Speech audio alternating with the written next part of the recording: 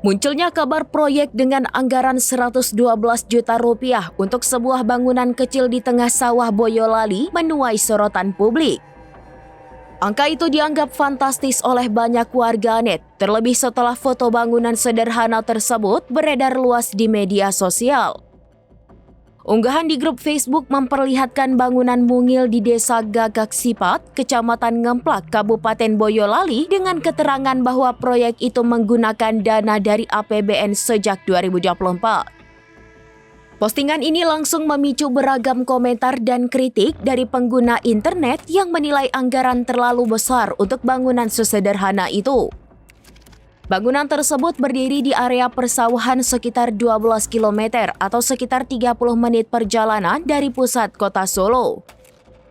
Dari luar tampilan bangunan terlihat kecil dan sederhana sehingga banyak yang mempertanyakan alasan anggaran begitu besar dikeluarkan.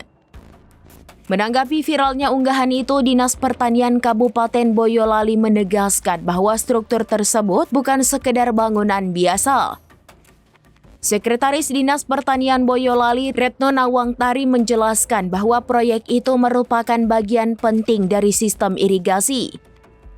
Retno menambahkan bahwa proyek irigasi perompaan tersebut mendukung upaya menjaga ketahanan pangan di Boyolali.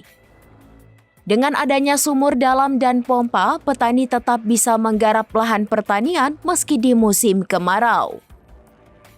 Download Tribun X sekarang. Menghadirkan lokal menjadi Indonesia.